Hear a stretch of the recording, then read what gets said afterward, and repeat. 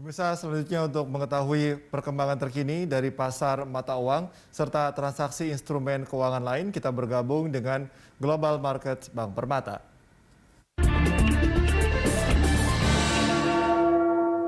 Seperti apa pergerakan rupiah hari ini? Untuk membahas hal itu, kita telah terhubung bersama Chief Economist Bank Permata, Joshua Pardede. Selamat pagi, Bang Joshua. Selamat pagi, Mas Cikal. Baik, Bang Joshua, ini PPKM diperpanjang dan untuk DKI Jakarta turun ke level 1. Berdampak seperti apa terhadap pergerakan rupiah dan respon pasar seperti apa?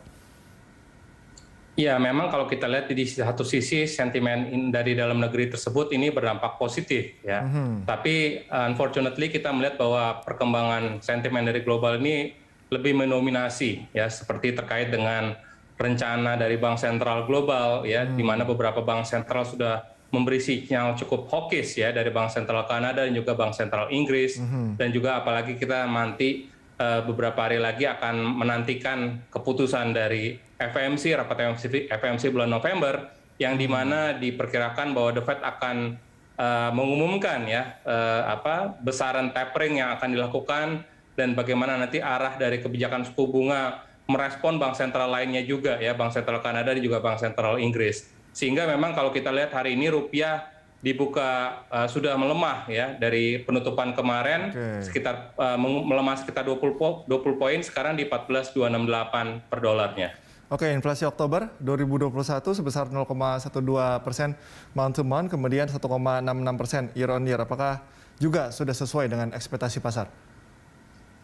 Ya, memang kalau kita lihat perkiraan kami pun ini mendekati ya 0,1% month to month-nya dan 1,64% year on year. Jadi artinya kami memang perkirakan bahwa inflasi Oktober ini cenderung meningkat, khususnya dari kelompok administered prices ya, sejalan dengan kenaikan tarif transportasi udara, karena kita tahu juga bahwa mobilitas masyarakat sudah mulai longgar ya, ataupun mobilitas sebulan meningkat, sehingga memang kita lihat kemarin BPS merilis dan pendorong utamanya dari inflasi bulan Oktober itu adalah tadi inflasi harga diatur pemerintah dan juga inflasi inti. Meskipun inflasi inti memang kita perkirakan ini masih belum begitu meningkat ya, ataupun yang mengindikasikan demand side dari inflasi tersebut sendiri ini masih belum meningkat, meskipun wholesale price index sebenarnya sudah mulai meningkat ya dalam beberapa bulan terakhir ini, seiring dengan kenaikan dari container prices dan juga kenaikan dari harga bahan baku. Tapi ini belum ke pass through ke konsumen, sehingga indeks harga konsumen masih relatif di bawah 2%, dan ini masih akan kita perkirakan masih akan tetap di bawah 2% hingga akhir tahun ini. Oke, untuk tadi jelang FOMC tadi, sebenarnya detailnya bagaimana pergerakan rupiah menjelang FOMC tadi? Ya, memang kalau kita lihat jelang FOMC ini kita melihat bahwa bond yield cenderung naik ya. Kalau kita lihat dalam 2 hari terakhir ini sejak dengan kemarin, ini sudah naik sekitar 6 basis point, 5-6 basis point untuk yang 10 tahun.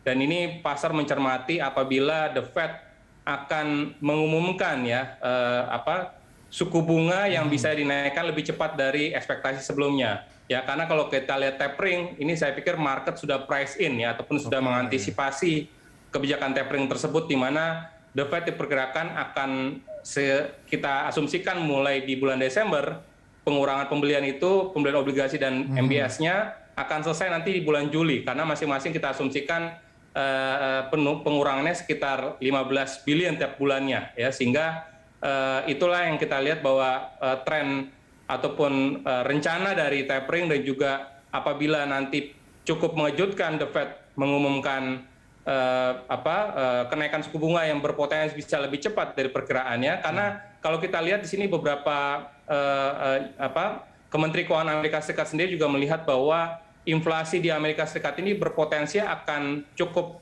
bertahan ya di tahun depan ya, apalagi dengan adanya energy crisis di negara-negara maju dan juga di China, dan juga sementara itu masih ada peningkatan dari sisi demand dalam negeri, sehingga makanya ada potensi bahwa The Fed akan lebih cepat juga untuk menaikkan suku bunganya. Kalau misalnya kenaikan suku bunganya di luar ekspektasi, artinya di luar ekspektasi pasar, apa yang akan terjadi? Atau memang itu bukan trennya sehingga cukup sulit untuk dianalisis?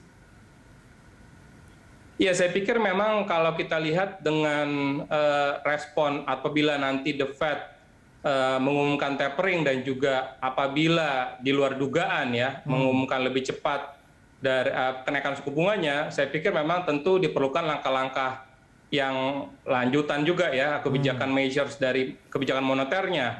Ya, meskipun BI sudah memberi sinyal juga bahwa stance kebijakan moneter BI tahun ini hingga akhir tahun ini masih akan pro growth.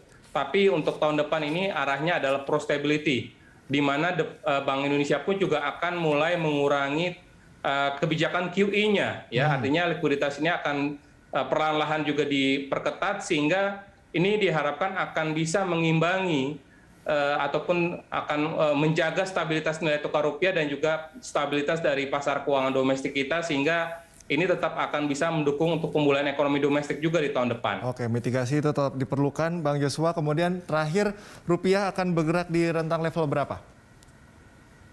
Ya, ini kalau kita lihat 2 hari terakhir ini rupiah cenderung melemah ya, meskipun tadi malam di pasar perdagangan Amerika Serikat dolar indeksnya turun ya, tapi ada tekanan lain juga dari penurunan yang cukup signifikan di harga batu bara ya, 35% dalam 1 hari di kemarin. Ini memberikan tekanan sebenarnya buat rupiah dan juga mata uang commodity related currency lainnya gitu ya, sehingga kita pikir bahwa rupiah masih akan bergerak di rentang 14.200 hingga 14.325 dalam beberapa hari ke depan. Oke, baik. Terima kasih Bang Joshua atas informasi serta analisisnya. Pemirsa, demikian Chief Economist Bank Permata, Joshua Pardede.